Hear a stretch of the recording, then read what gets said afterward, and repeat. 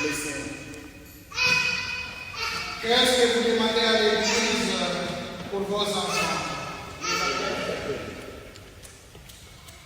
Vous demandez le baptême pour vos enfants, vous devez les éduquer dans la foi, leur apprendre à garder les commandements pour qu'ils aiment Dieu et leur prochain comme le Christ nous l'a enseigné.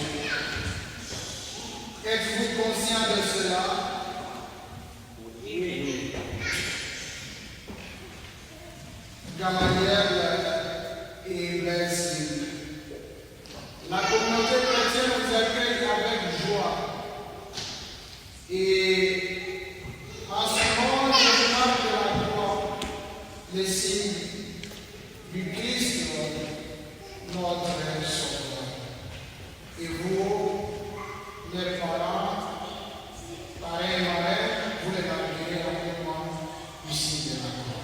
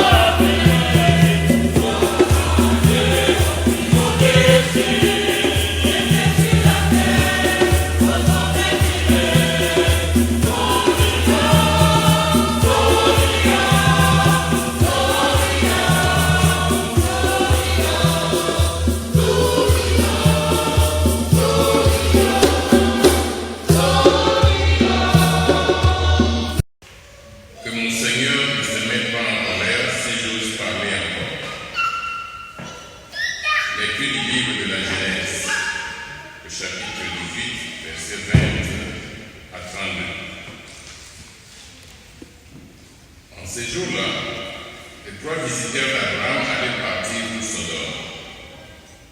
Alors le Seigneur dit, comme elle est grande, la clameur au sujet de Sodome et de Gomorrhe, et leur faute, comme elle est lourde, je veux descendre pour voir si leur conduite correspond à la clameur venue jusqu'à moi. Si c'est faux, je le reconnaîtrai. Les hommes se dirigèrent vers Sodome, tandis qu'Abraham demeurait devant le Seigneur. Abraham s'approcha et dit: vas-tu vraiment faire périr le juste avec le coupable? Peut-être y a-t-il 50 justes dans la ville. Vas-tu vraiment les faire périr? Ne pardonneras-tu pas à toute la ville à cause des 50 justes qui s'y trouvent? Loin de toi de faire une chose pareille. Faire mourir le juste avec le coupable. Traiter le juste de la même manière que le coupable. Loin de toi d'agir ainsi. Celui qui juge toute la terre n'agira-t-il pas selon le loi? Le Seigneur déclara: si je trouve 50 justes dans Sodome, à cause d'eux, je pardonnerai à toute la ville. Abraham répondit: j'ose encore parler à mon Seigneur, moi qui suis poussière et cendre. Peut-être sur les 50 justes, n'en manquera-t-il 5. Et pour ces 5-là, vas-tu détruire toute la ville? Il déclara: non, je n'en détruirai pas, si j'en trouve 45.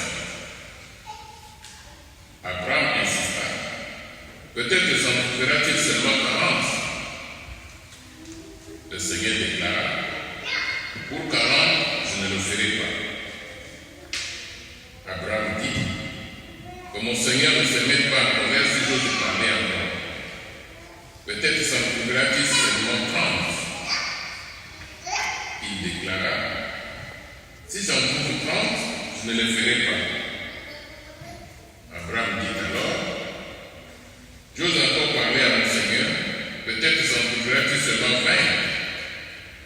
Il déclara: pour 20, je ne détruirai pas.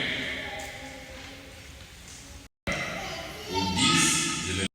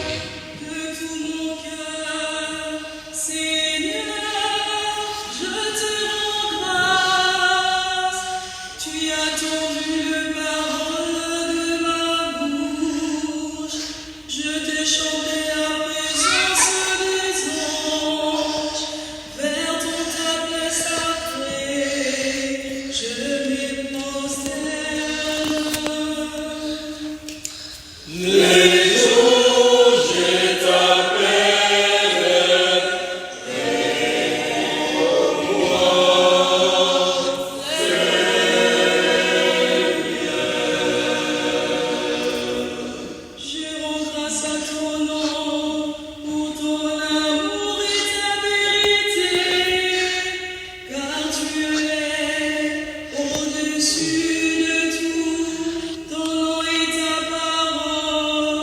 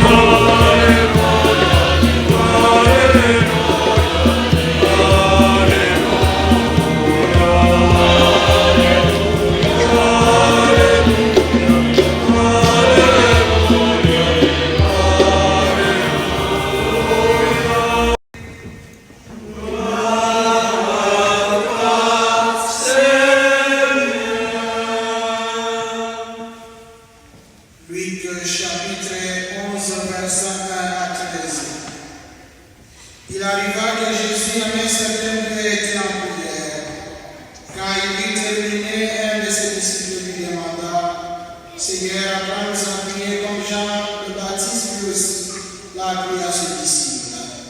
Il leur répondit, quand vous priez, dites, Père, que ton nom soit sanctifié, que ton règne vienne, donne le pain dont nous avons besoin pour chaque jour, pardonne nos péchés, car nous-mêmes nous pardonnons aussi à tous ceux qui ont des torts envers nous, et ne nous laisse pas entrer en tentation.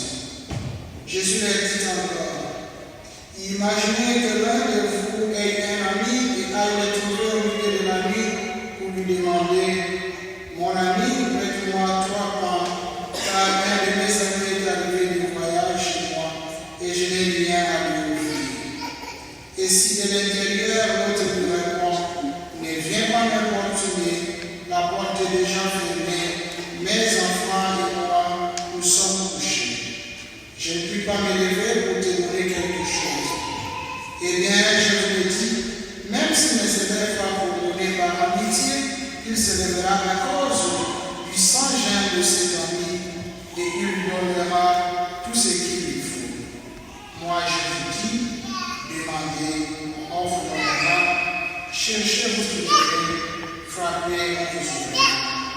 En effet, quiconque demande reçoit, qui cherche trouve, à qui frappe on ouvrira. Quel père parmi vous, quand son fils lui demande un poisson, lui donnera un serpent au lieu du poisson? Ou lui donnera un scorpion quand il demande un œuf? Si donc, vous qui êtes mauvais, vous savez donner de bonnes choses à vos enfants, combien plus le Père du ciel donnera-t-il l'Esprit Saint à ceux qui le demandent? Acclamons la parole de Dieu. Gloire à toi, Seigneur. Premièrement, je vais faire un commentaire sur les lectures du jour. Et deuxièmement, je vais rappeler sommairement et expliquer pourquoi nous baptisons les enfants. Parce que c'est une question qui nous revient souvent. Il est important qu'à une telle occasion, que nous puissions essayer de fournir une explication sommaire. Relativement au texte, le thème qui se dégage de la parole de Dieu aujourd'hui, c'est le thème de la prière. Et je voulais m'atteler pour ma part sur la prière de demande d'une part, et d'autre part sur la prière d'intercession. Commençons par la prière de demande. Ici, je suis d'abord très admiratif de la comparaison que Jésus prend pour nous pousser à demander au Seigneur avec beaucoup de foi. Parce qu'il se dit, les humains qui ne sont ni des anges, ni des dieux, le père des familles qui sont là, le mère des familles qui sont là, s'ils cherchent à donner ce qui est bon à leurs enfants, combien plus forte raison Dieu qui est la bonté en soi ne donnerait-il pas à ses enfants qui les demandent? Et c'est très important, c'est très capital pour nous aider ici à comprendre que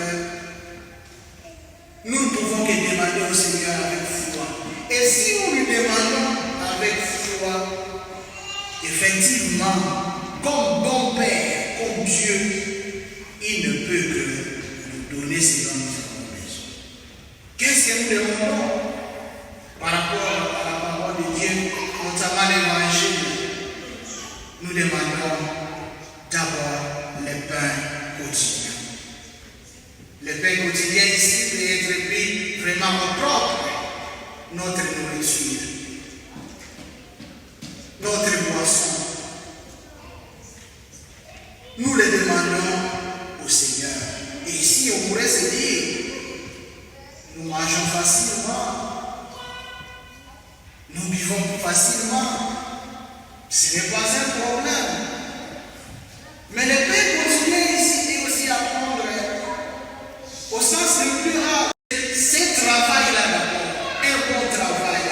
Avoir la force de pouvoir travailler. Tout cela, nous devons le demander et demander avec foi au Seigneur notre Dieu. Si nous voulons réaliser les grands projets de notre vie, nous ne pouvons jamais mettre le Seigneur de côté. Et nous devons demander effectivement au Seigneur avec foi. Voilà pourquoi cette prière commence par nous appeler de sanctifier le nom du Seigneur. Parce qu'il mérite une certaine place. Mais remarquez que dans cette prière, la simple demande ne suffit pas. Jésus insiste sur le fait qu'il faut aussi chercher, qu'il faut frapper. Cela signifie l'effort que nous devons faire. Nous n'allons pas rester le main croisé et dire, Seigneur, que la manne descende du ciel et qu'elle tombe et que nous puissions consommer. Non. Le Seigneur couronne nos efforts.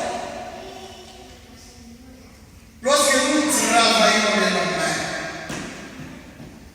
lorsque nous nous réveillons, nous allons ici et là et nous demandons au Seigneur, avec foi, le Seigneur ne peut que nous donner selon nous avons besoin. Mais il n'y a pas que le Père quotidien qu'il faut demander. Il y a aussi le pardon de nos péchés que nous devons demander. Parce que tous, nous sommes pécheurs. Et dans cette prière, il y a quelque chose de très important. Jésus apprend à la disciple de la prière en disant, pardonne nos péchés. Ça, c'est la première partie importante. Mais une autre sur laquelle nous ne faisons pas souvent attention, c'est le fait qu'ils disent, il faut ajouter, comme nous pardonnons aussi, si nous sommes offensés, comme on l'a traduit. C'est très important.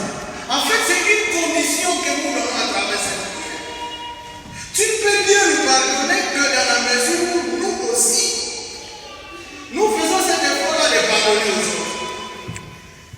Sinon, en récitant cette prière, nous nous condamnons nous-mêmes. Est-ce que nous prenons vraiment conscience de cela?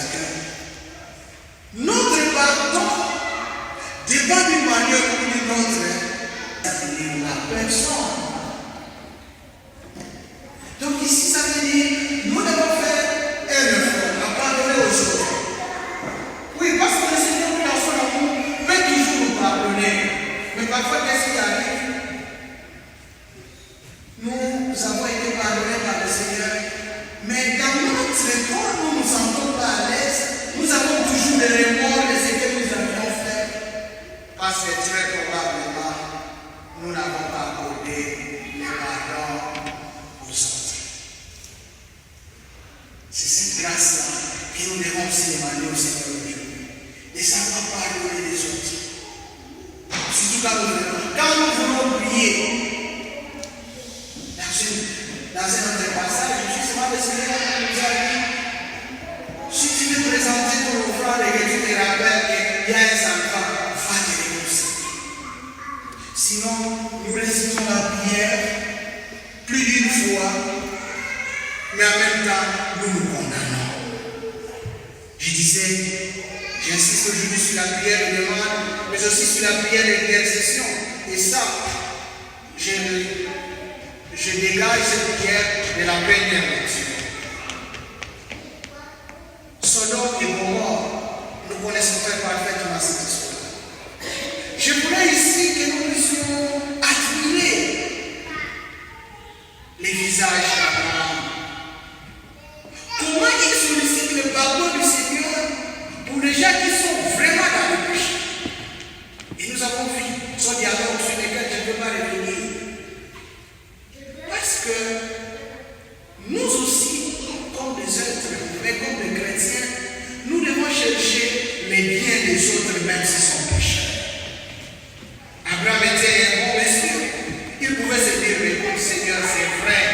Sodome et Gomorrhe, ils ont exagéré. Va, tu les tous.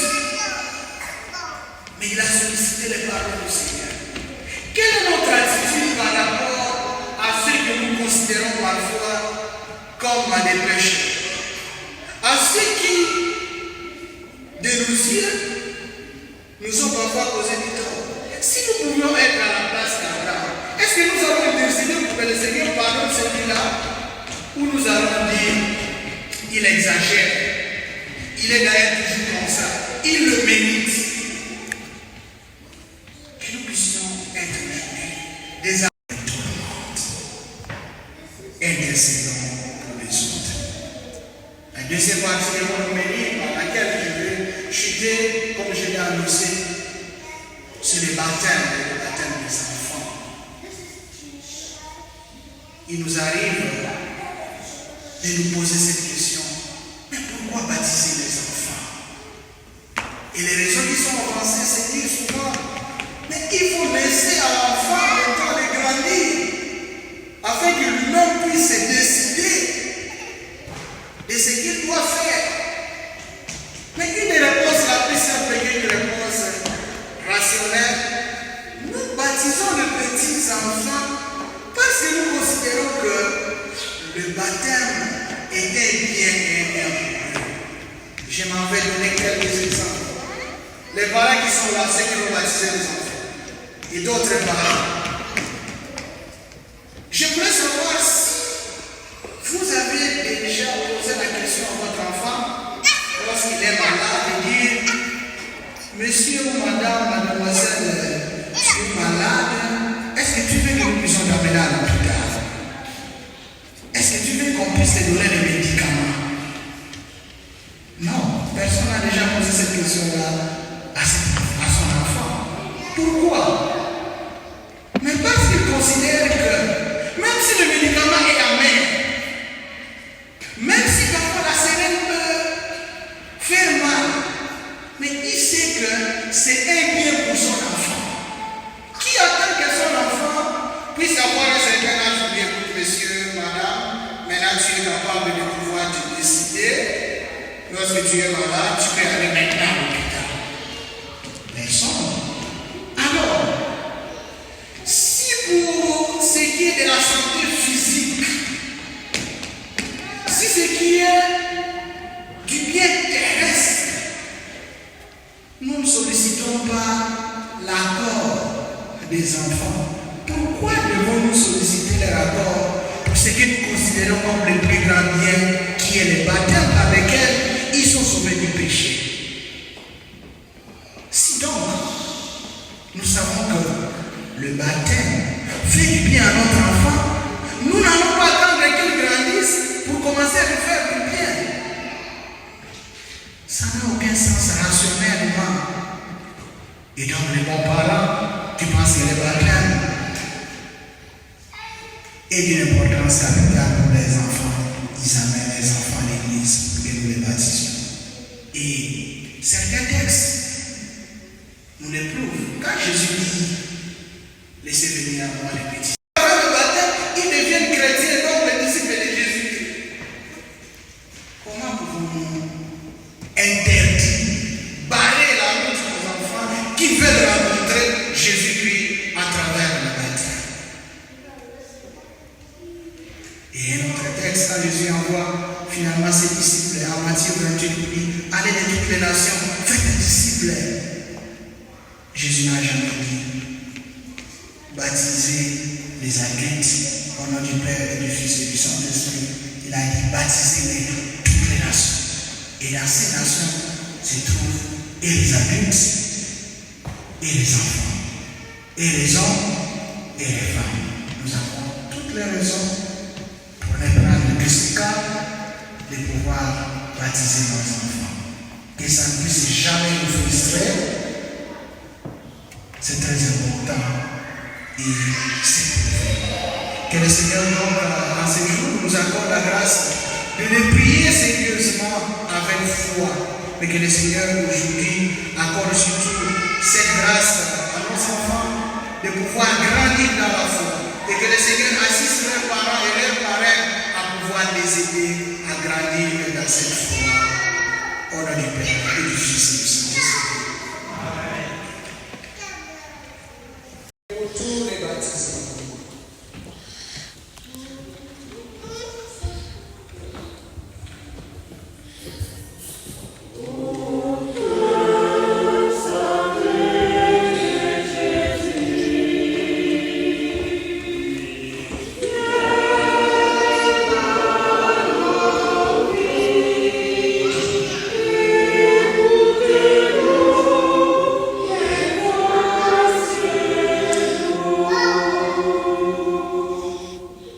Pour ces enfants,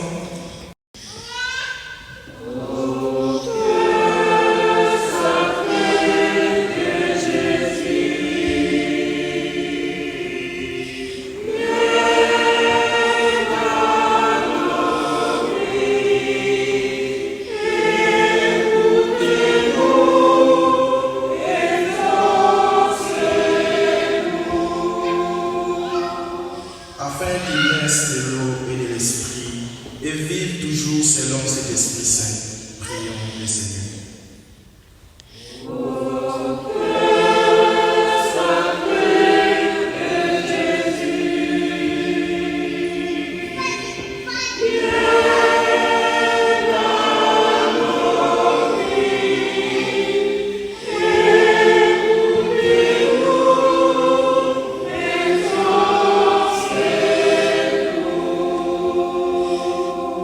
Afin qu'ils aiment Dieu de toutes leurs forces et leur prochain comme eux-mêmes, prions le Seigneur.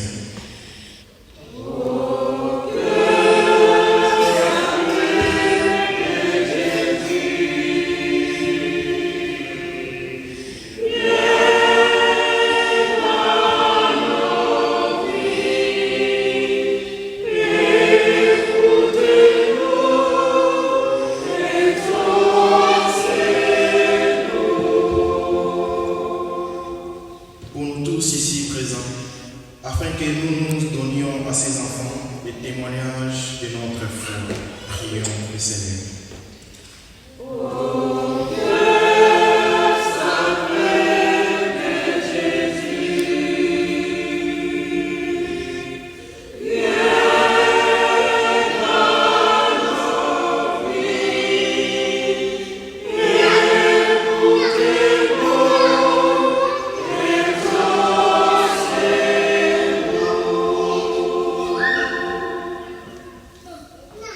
À présent, j'invite les parents et les parents des enfants chrétiens. Nous allons répondre et prier pour nous. Sainte Marie, Mère de Dieu,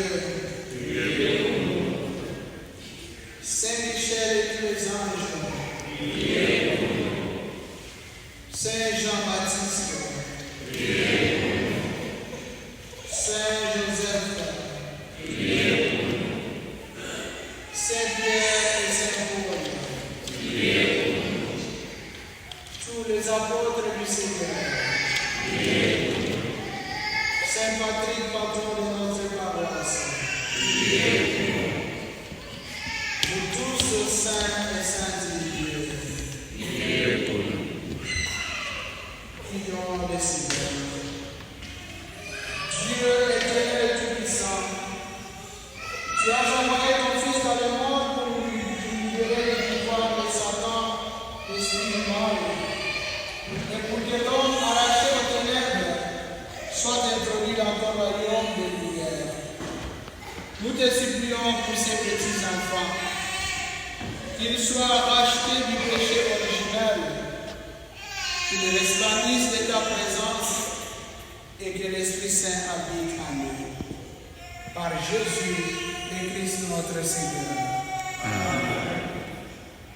Seigneur, sois introduit dans ton royaume de lumière. Que la force du Christ vous fortifie, lui qui est le Sauveur. Qu'elle vous imprègne comme cette huile du salut dont je vous marque dans le Christ notre Seigneur, lui qui vit et règne pour les siècles des siècles. Amen.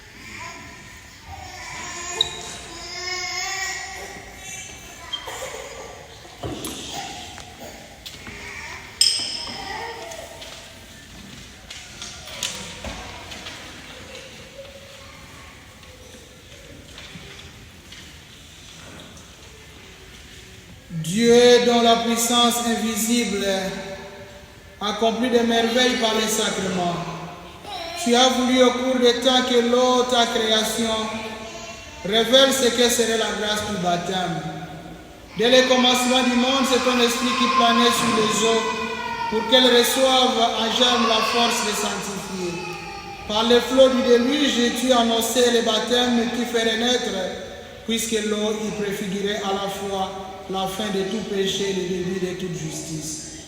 Aux enfants d'Abraham, tu as fait passer la mer Rouge à pied sec pour que le peuple d'Israël, libéré de la servitude, préfigure le peuple des baptisés.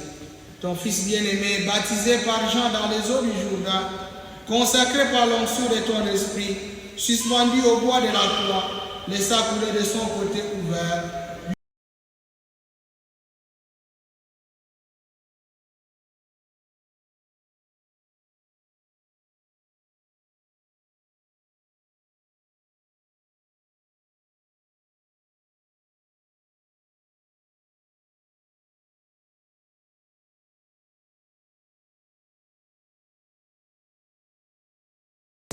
pour la vie nouvelle d'enfants de Dieu. Nous t'en prions, Seigneur notre Dieu, par la grâce de ton Fils, que vienne sur cette eau la puissance de l'Esprit Saint, afin que tout homme qui sera baptisé, enseveli dans la mort avec le Christ, ressuscité avec le Christ pour la vie, car il est vivant pour les siècles des siècles. Amen.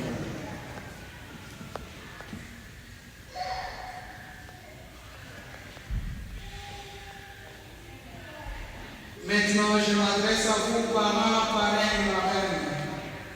Par le sacrement de baptême, les enfants que vous présentez vont recevoir de l'amour de Dieu une vie nouvelle. Ils vont naître de l'eau et de l'Esprit Saint. Cette vie de Dieu rencontrera bien des obstacles pour lutter contre les péchés. Pour grandir dans la foi, ils auront besoin de vous. Si donc vous êtes conduits par la foi, et si vous prenez la responsabilité de les aider, je vous invite aujourd'hui à vous rappeler votre baptême, à renoncer au péché et à proclamer la foi en Jésus-Christ, la foi de l'Église dans laquelle tout enfant est baptisé. Pour vivre dans la liberté des enfants de Dieu, rejetez-vous les péchés? Oui, je les rejette. Pour échapper à l'emprise du péché, rejetez-vous ce qui conduit au mal? Oui, je les rejette. Pour suivre Jésus le Christ, rejetez-vous Satan qui est l'auteur du péché? Oui, je les rejette. Croyez-vous en Dieu le Père Tout-Puissant, Créateur du ciel et de la terre? Je le crois. Croyez-vous en Jésus-Christ, son Fils unique, notre Seigneur, qui est né de la Vierge Marie, a souffert de la passion, a été enseveli et est ressuscité d'entre les morts et qui est assis à la droite du Père? Je crois. Croyez-vous en l'Esprit Saint, à la Sainte Église catholique, à la communion des saints, au pardon des péchés, à la résurrection de la chair et à la vie éternelle? Je crois. Telle est la foi, telle est notre foi, telle est la foi de l'Église que nous sommes fiers de proclamer dans le Christ Jésus notre Seigneur. Amen. Voulez-vous que Gamaliel et Blaise soient baptisés dans cette foi de l'Église que tous ensemble nous venons d'exprimer? Oui, nous le voulons.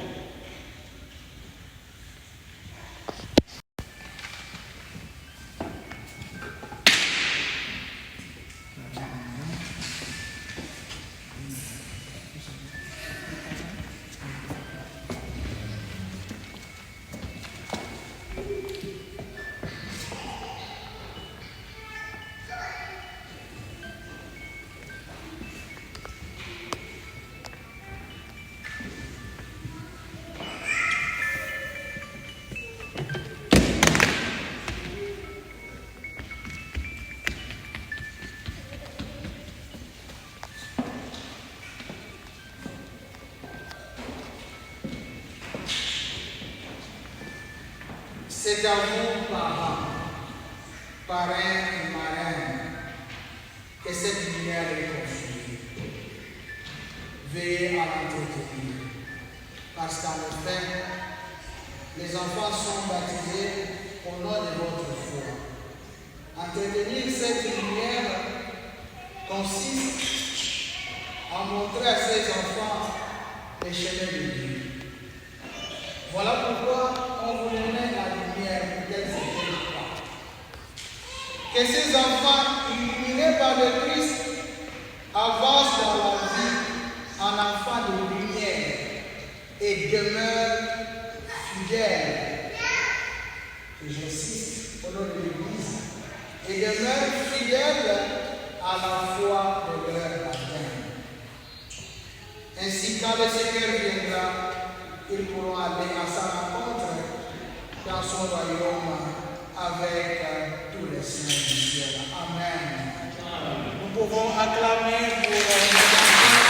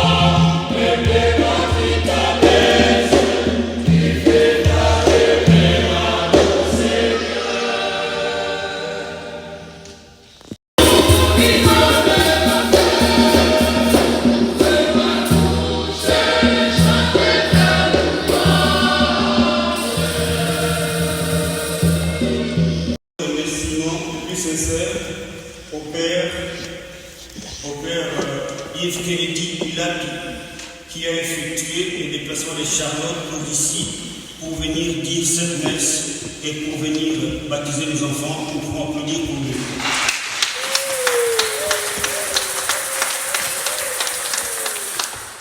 Nous voulons aussi présenter nos félicitations aux parents et aux parents des enfants qui étaient baptisés aujourd'hui. Merci également à Papa Camille, les frères Olivier ainsi qu'à la chorale. Donc, excellent dimanche à tout le monde. On se revoit à une prochaine occasion. Merci beaucoup.